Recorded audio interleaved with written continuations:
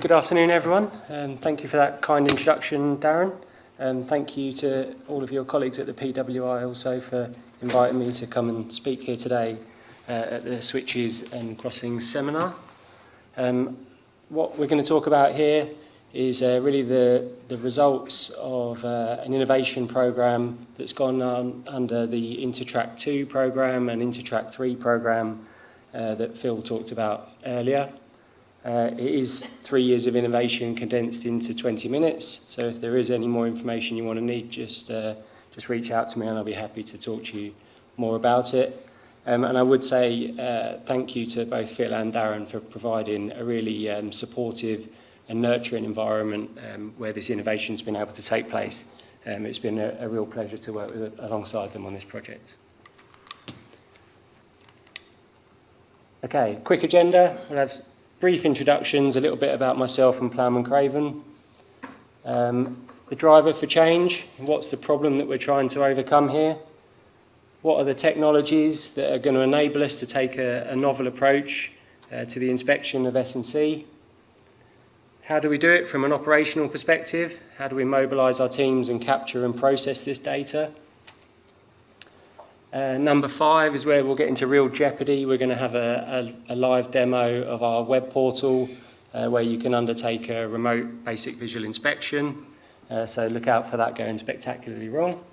And at the end there, just a look at the future, what might come in the drone space in terms of hardware, legislation and communications and so on, that might make this a more scalable and realistic opportunity to change the way that inspections of S&C are undertaken. So, Plowman Craven, we're one of the largest survey companies in the UK. That doesn't mean we're a particularly big organisation. There's only around 200 of us. We're an employee-owned trust, so we own our own business, and that gives us a lot of flexibility to innovate and develop new products. We have a focus on the property and infrastructure markets, and obviously today we're talking about how this technology applies to the infrastructure sector. Our business is 60 years old next year, and we do have a real focus on innovation and technology. We want that because it enables us to enjoy productivity benefits, it enables us to reduce the programme for our clients, deliver new services, and ultimately, in a competitive market, if you're not innovative, then very quickly you'll be a small business and probably won't exist anymore. I'm not going to go through all of this, but just a few highlights of what we've done in recent years. In 1999, Plowman Craven was the first company in Europe to invest or buy into laser scanning technology. So the transition of surveyors capturing discrete points that were of interest and putting them into CAD systems, moving to, right, we're now capturing entire environments and giving our clients much richer deliverables, enabling them to make better decisions with their data. Darren mentioned it down there. In 2016, we launched our Vogel service. This is a drone-based solution that enables us to capture Band 1 survey-grade data of rail infrastructure using a drone. Back in 2016, those surveys required ground control points to be installed. That meant boots on ballast and all of the implications that brings. And over in 2023, we've launched a new service called Vogel Freedom, where we've been able to remove the need for those ground control points. We can now fly our drone over the rail infrastructure and generate a Band 1 survey deliverable without the need for boots on ballast. So demonstrating our commitment to addressing the challenge statements that Network Rail have put out previously. A tiny bit about myself. I think Darren's mentioned some of this already. I'll just highlight that I am not an expert in rail or S&C. I am a land surveyor, so I apologise for any mixed terminology, controversial things that I may say by accident or anything else. If you do want to talk to me about land surveying, I'll talk to you in the sea. If you want to find me, there's my email address, or you can find me on LinkedIn as well.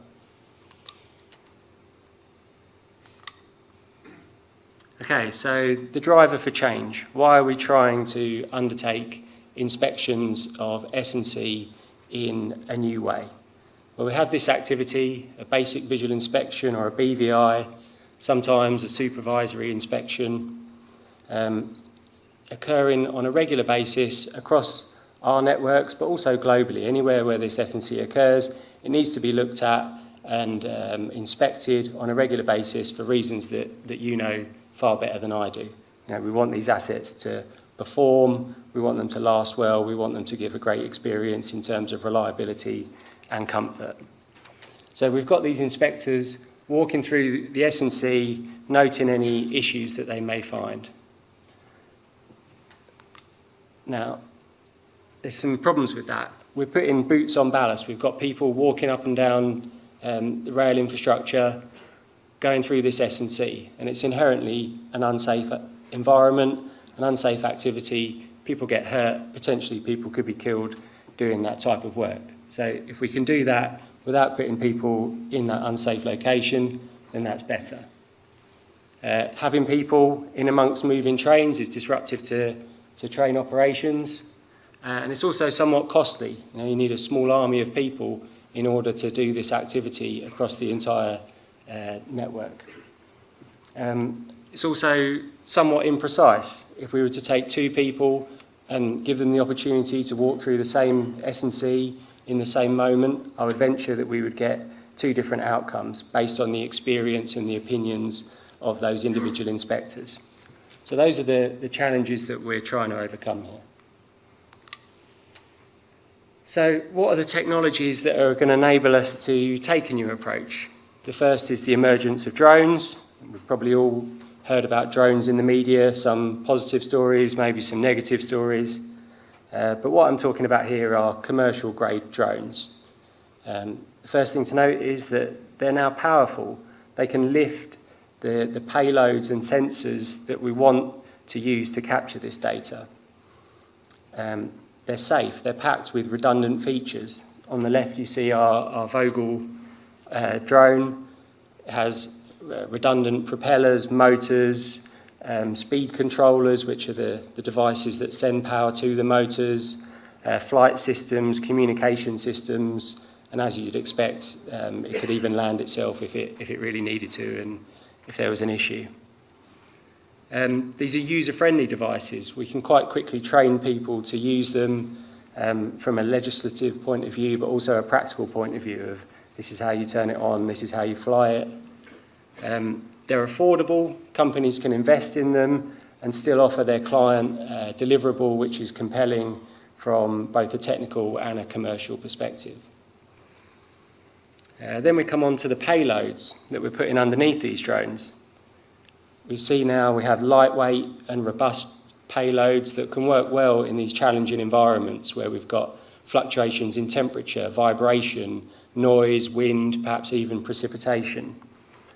We've also got very high quality payloads. We can capture high resolution data, whether that's with a traditional camera, perhaps a LiDAR payload, a hyperspectral camera, a thermal camera. We can do that and capture very rich data from relatively high above the rail as well. And the data that we're going to look at today is captured from 35 metres above the rail. The next technology that we need to come along is photogrammetry. Now, photogrammetry isn't anything new. It's probably existed for about as long as cameras have existed. As long as you can take 2 overlapping images and recognise that you can generate a stereoscopic view from those 2 images, you have photogrammetry. But in the 1980s, you see a resurgence of photogrammetry as structure from motion algorithms start to be developed. And it now becomes possible to generate very rich outputs from photogrammetry. So point clouds, 3D meshes, and the orthophotos that we're going to look at today. These outputs are accurate. We can georeference them and have them in their correct location. Maybe more importantly, when we're talking about inspection, they're precise. So they're very repeatable. We can detect change within the S&C because of the precision we have in our photogrammetric calculation. They're high resolution, so the images we're going to look at today have a GSD of less than 1 millimetre. That means that a pixel in our images represents a space on the ground which is less than 1 square millimetre. And photogrammetry is also somewhat fast. It could get faster, but through the emergence of cloud processing, GPU intensive activities can be done more quickly than they could in the past. The next technology, we've heard it mentioned a few times today already, is machine learning. So machine learning is a branch of AI, and really it's where we're trying to imitate the way that a human learns. So taking the example over on the left here, I'm teaching the machine what a clip looks like, what a bolt looks like. And I'm doing that across as large a sample as I have available to me. Once I've built that, once I've trained that machine, I've built the detector for that asset, I can then run that detector on future surveys and capture the number of bolts, clips, maybe even individual assets that exist within the S&C. I'll come on to it a bit later, but I could also potentially then compare that detection to a previous survey, maybe even a baseline survey that was done at installation, maybe even a digital twin or a BIM model of that asset.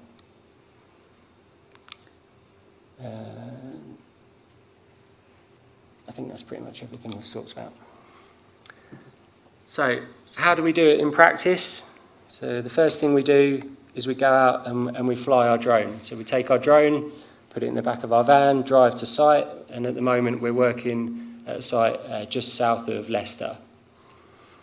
Our pilots do their safety checks, they liaise with colleagues from Network Rail, but also the police and any other relevant bodies, and we fly the drone over the site.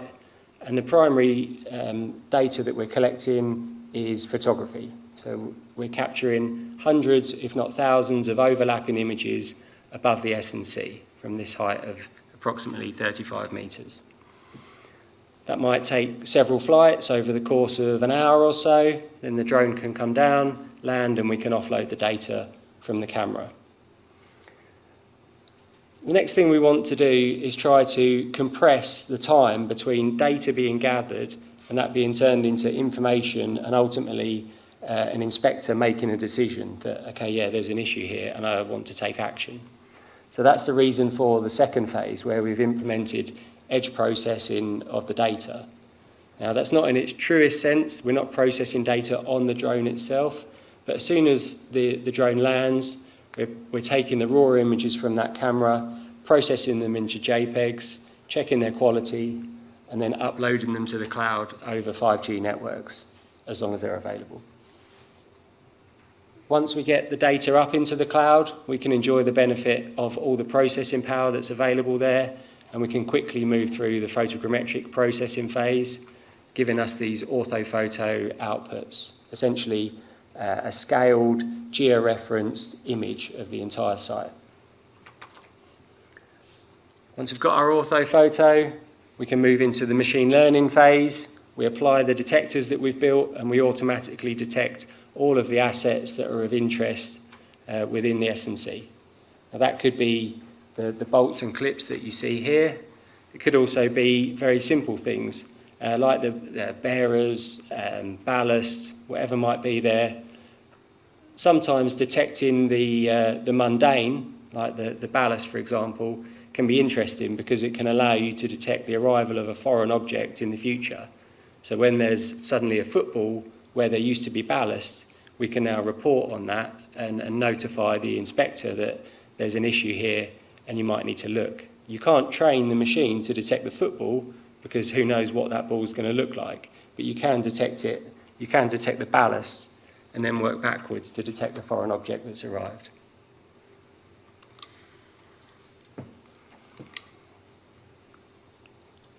Once we've applied those detectors, found all the assets that we want, we apply our change detection, comparing the position, the orientation of those assets to previous surveys.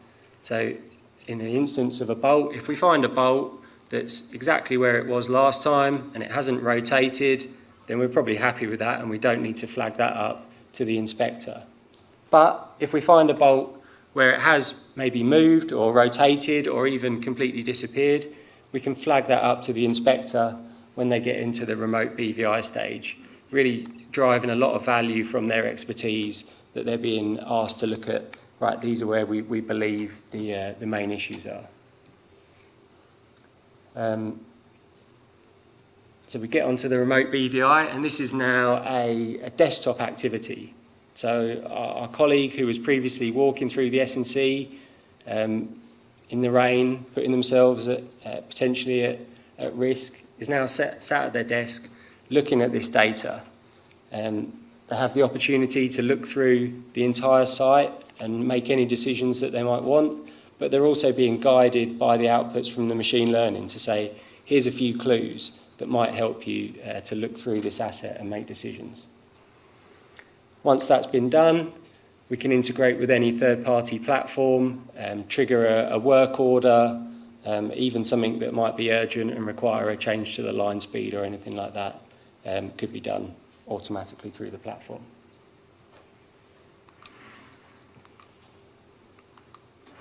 Okay, could we switch over to the HDMI feed, please?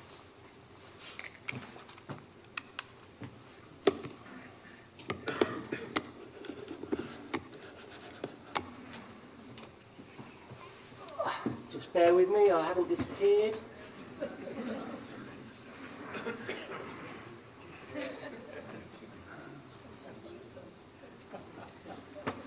Okay, hopefully that was the end of the jeopardy. We'll see how we get on. Right, you will have seen some of this data in Phil's presentation earlier, and he talked about this green line. So we'll talk about that and see what it does. So to give you an idea, I'll just zoom into this data, and this refers back to that comment I made about the sub-millimetre GSD.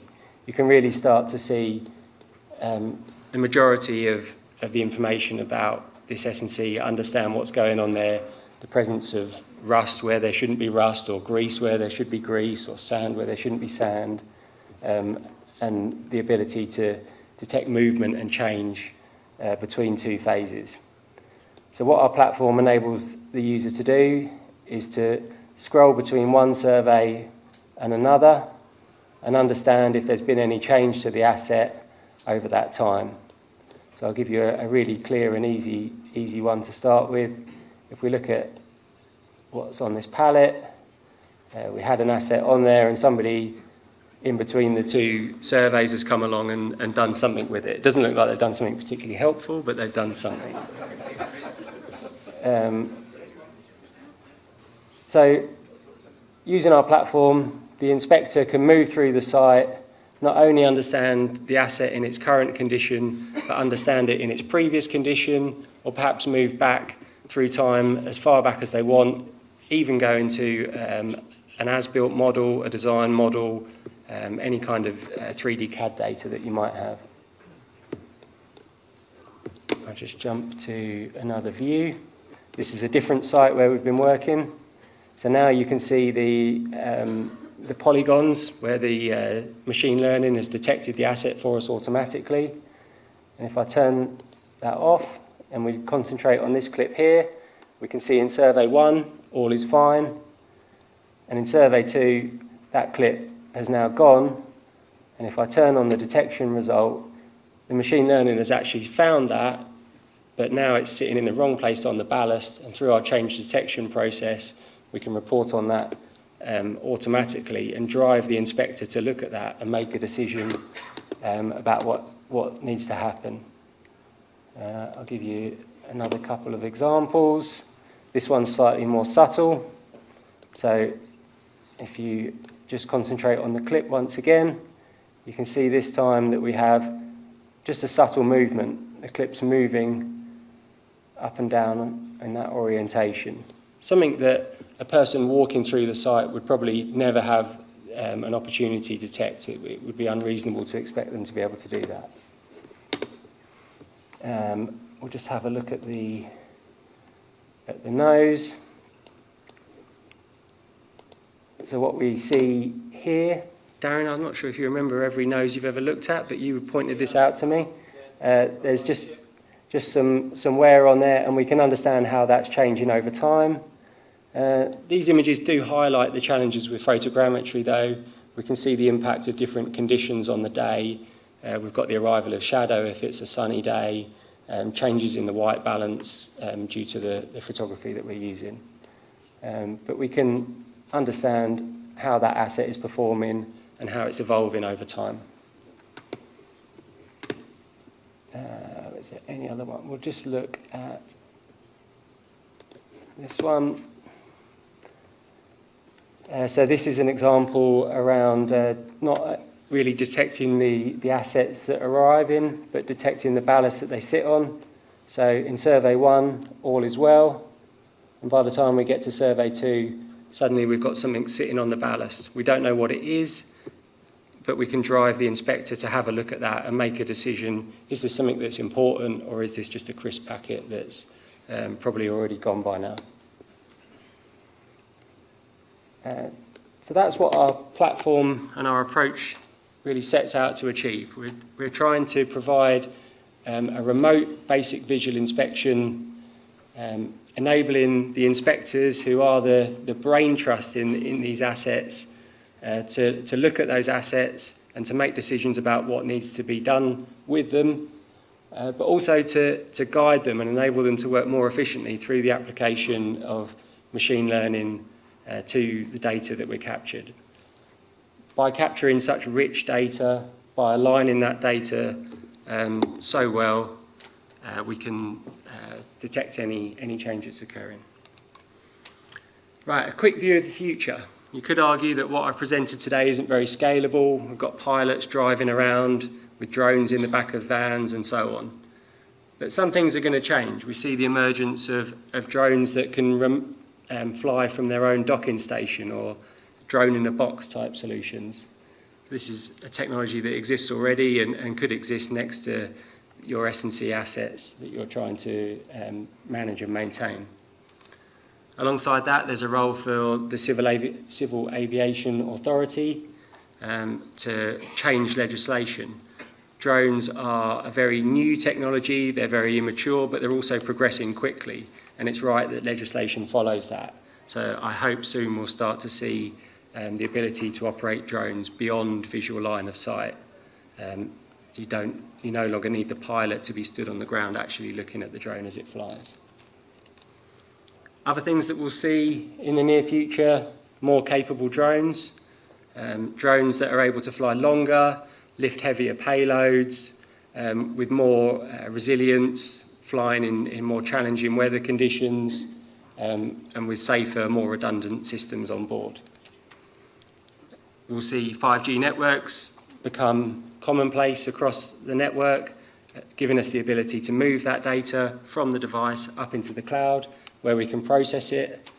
And we'll see our AI tools become stronger and more resilient, enabling us to have more and more confidence in the suggestions that they're making, and further reducing the need to just trawl through endless data in the hope of spotting an issue.